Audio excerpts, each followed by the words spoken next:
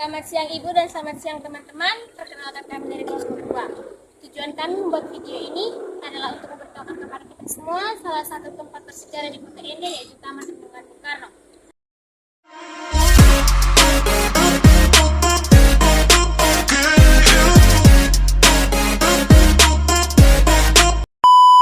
Selamat siang Om, kami dari Suradikara ingin sedikit bertanya tentang ini Taman Renungan Bung Karno ini dan bagaimana Bung Karno bisa sampai di Ende.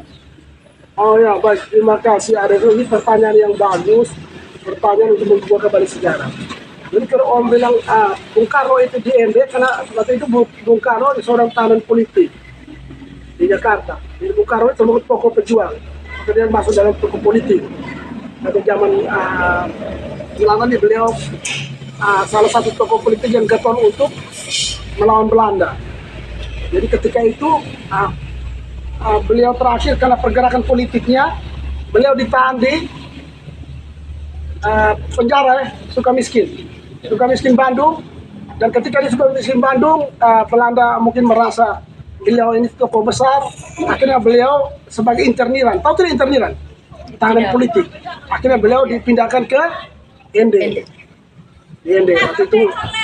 Ende ini kan dulu Bung Karno orang tidak tahu Ende, orang tahu itu Flores, Nusa Bunga. Akhirnya beliau lewat Surabaya, jadi beliau ke Ende. Tibalah di Ende, dibuang di Flores tapi di Ende. Jadi beliau tiba di sini tanggal 14 Januari 1934. Itu jam 8 pagi dengan kapal Van Riebeeck. Van Riebeeck itu beliau buang sahu di bawah ini. Jadi di kapal itu di pelabuhan Bung Karno itu di jam 8 pagi beliau tiba. Beliau dengan istrinya Ibu Inggit, mertuanya Ibu Amsi, yang ada makam Ibu Amsi di Ruang 25, dengan anak angkatnya Ratna Juami dan Kartika. Kartika adalah satunya.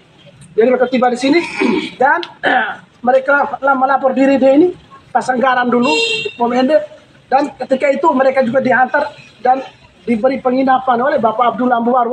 Itu rumah milik Pak Abdul Ambuwaru dulu yang sudah diserahkan ke pemerintah, yang sekarang menjadi situs rumah pengasingan Bung Karno. Jadi beliau tinggal di situ. Beliau tinggal. Bagaimana konteks kaitan dengan Taman Renungan Bung Karno? Jadi Taman Renungan Bung Karno ini beliau ketika awal-awal beliau di sini kan beliau orang baru. Bahkan masyarakat Ende sendiri tidak tahu bahwa dia ini tokoh besar yang akhirnya menjadi seorang presiden. Jadi beliau waktu itu temannya waktu itu beliau punya teman juga, beliau masih dalam proses sosialisasi, mencari kawan. Beliau hubungannya konteks dengan Taman Renungan Bung Karno adalah beliau tuh sering kalau sudah aktivitas di rumah, selesai aktivitas beliau sering datang ikut bermain. Di zaman itu jangan lihat Taman Karno di zaman sekarang. Di zaman itu masih sunyi, beliau banyak petani kelapa, petani nelayan semua bergerak. Jadi ini masih tempatnya masih sunyi, beliau datang. Itu ada pohon sukun. Tahu pohon sukun di sana? Jadi pohon sukun itu tempat beliau duduk. Beliau duduk, beliau arah duduk tuh lihat ke pantai laut. Ke laut itu di situ. Beliau duduk, di situ dia. Kalau kita bilang itu dia orang bahasa diksi orang bilang dia pergumulan intelektual, dia itu ada inspirasi. Bagaimana dia itu dia duduk sambil duduk, dia bagaimana dia berpikir dalam konsep besar, bagaimana memerdekakan Indonesia. Walaupun dia di Ende, beliau sendiri bilang ketika saya pertama di Ende, saya bagi elang yang terpotong sayapnya. Elang yang terpotong sayapnya. Berarti saya oleh pemerintahan Belanda, saya dianggap bahwa ketika saya di Ende itu saya tidak bisa buat apa-apa lagi. Saya habis sudah. Kalau saya tidak ada kan tidak bisa terbang lagi nih. Yeah. Jadi pemerintah Belanda bilang begini, kalau saya buang mereka di kita punya Bung Karno ini pasti dia habis sudah, selesai sudah. Istilahnya kiprah politiknya geliat habis itu. Ternyata berbeda. Bung Karno ini orang cerdas, orang pintar. Jadi akhirnya dia tetap dengan caranya dia akan duduk bergumul. Akhirnya dalam proses pembauran dia dengan masyarakat Ende, ketika dia itu buat tonil pelan-pelan dalam itu, dalam proses sosial ke masyarakat, dia duduk dan yang merenungkan bahwa inilah dia bilang ide 5 butir Pancasila, orang bilang dikandung di Ende, di Jakarta. Akhirnya dia menemukan suatu konsep dasar konsep dasar ini mulai suatu pergumulan, ya, suatu pergumulan batin dan konsep negara dalam rangka untuk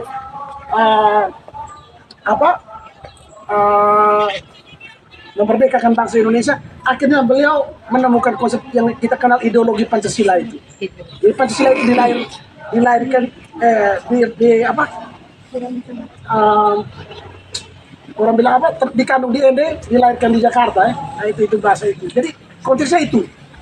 Jadi pohon cukun itu adalah satu bukti, pohon bukti bahwa itulah pohon inilah Bung Karno duduk dan dia merenung menjadi satu ide konsep dasar ideologi Pancasila itu di pohon cukun ini. Okay? Dan pohon itu sejarah secara historis dan 5. Pohon cukun yang dulu sudah mati, tapi ketika ditanam lagi tahun 81 ditanam lagi. Dan ketika itu proses penanaman itu dia panggil semua secara adat, panggil lagi teman-teman Bung Karno yang masih ada, mereka bikin adat, dan itu terjadi. Dan itu sekarang cabang 5 itu pohon itu, cabang 5 itu bukan di cabang 5 bukan dibuat-buat, tapi panggilan itu asli itu asli. Nanti kalau ada yang kesana dari situlah konsep dasar Pancasila itu lahir dari situ, buah pemikiran Bung Karno ini. Dan itu dipertegas ketika beliau tahun 54 beliau datang lagi di ND sebagai presiden. Beliau datang lagi di presiden. Singkat ke ND selama 4 tahun, mulai 14 Januari 1934 hingga 18 Oktober 1938. Dalam masa pengasingan tersebut, Soekarno ditemani oleh istrinya Inggit Garnasi, ibu mertuanya Ansi, dan kedua anak angkatnya Ratna Juami serta Kartika. Mereka tinggal di rumah pengasingan milik Haji Abdullah Ambuwaru. Selama masa pengasingan inilah, Bung Karno memikirkan rumusan dasar negara, yaitu Pancasila. Meskipun gagasan Pancasila lahir di ND, namun pidato tentang Pancasila baru disampaikan Soekarno pada sidang pertama penyelidikan usaha persiapan kemerdekaan atau biasa disebut BPUPK. Pada 29 Mei sampai 1 Juni 1945, ada 3 tokoh pergerakan nasional yang menyampaikan ide dan gagasan tentang dasar negara, yaitu Muhammad Yamin, Supomo, dan Soekarno. Pada 1 Juni 1945, Soekarno menyampaikan gagasan Pancasila sebagai dasar negara Indonesia. Panca artinya 5, sedangkan sila artinya prinsip atau asas. Pada saat itu, Bung Karno menyebutkan 5 dasar untuk Indonesia, meliputi sila pertama nasionalisme atau kebangsaan, sila kedua internasionalisme atau perikemanusiaan, sila ketiga mufakat atau demokrasi, sila keempat kesejahteraan sosial, dan sila kelima ketuhanan yang Maha Esa. Setelah pembahasan, maka terpilihlah Pancasila sebagai dasar negara. Oleh sebab itu, 1 Juni 1945 ditetapkan sebagai hari lahir Pancasila. Di belakang kami terdapat patung Bung Karno. Patung dan posisi duduk menyilangkan kaki ini ditempatkan di salah satu sisi ujung bangku yang panjangnya 17 meter. Patung dan bangku ini dibuat lebih tinggi dari level sekitarnya sehingga kesan monumen lebih terasa. Tak hanya berlevel, tepat di bawah patung terdapat kolam berukuran 8 x 45 meter. Ya, angka-angka ini jelas merujuk pada tanggal kemerdekaan Indonesia.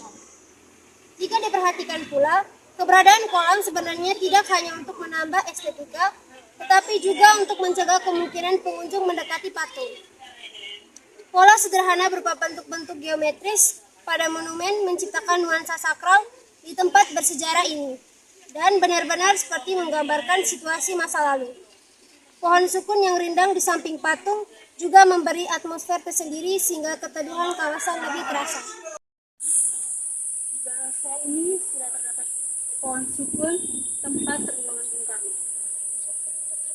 Pohon sukun Bung Karno di ND merupakan tempat di mana Bung Karno merenungkan dan merumuskan dasar-dasar negara Indonesia yang di kemudian hari dikenal dengan nama Pancasila.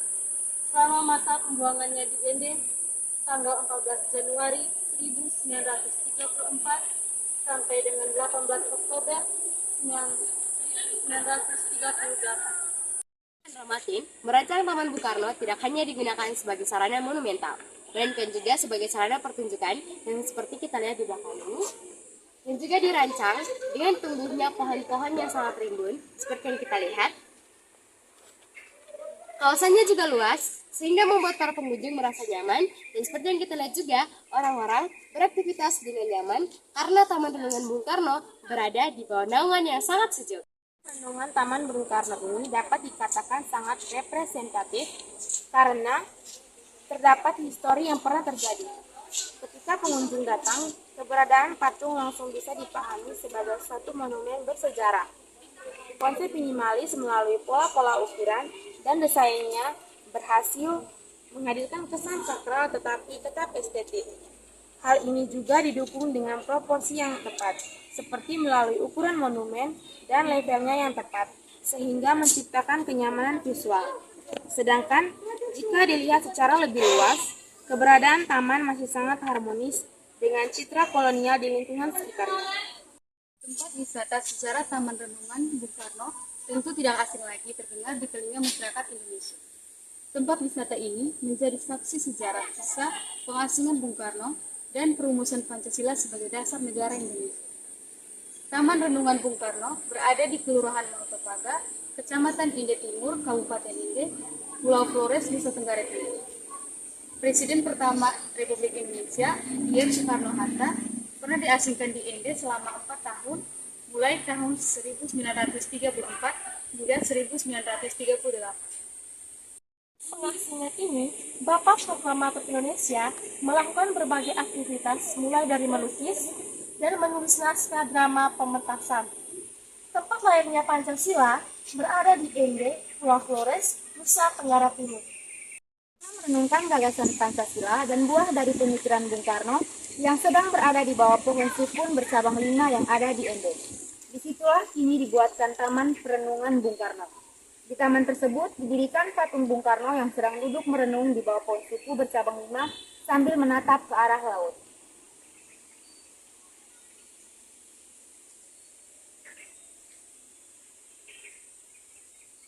Di taman ini, Bapak Proklamator Indonesia melakukan berbagai aktivitas seperti melukis dan menuliskan naskah drama pementasan. Tempat lahirnya Pancasila berada di Ende, Pulau Flores, Nusa Tenggara Timur.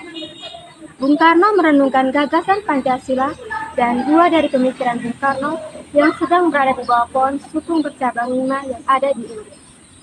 Disitulah kini dibuatkan Taman Perenungan Bung Karno. Di taman tersebut didirikan patung Bung Karno yang sedang duduk merenung di bawah pohon sukun bercabang 5 sambil menatap arah laut. Taman Renungan Bung Karno adalah sebuah taman yang berada di dekat dengan rumah pengasuhan Soekarno di Kabupaten Ende. Di taman ini, Bung Karno memanfaatkan waktunya untuk merenung di bawah sebuah pohon sukun. Renungannya membawakan khasnya Pancasila. Saat ini, taman dikenal dengan Taman Renungan Bung Karno, juga dikenal Taman Renungan Pancasila.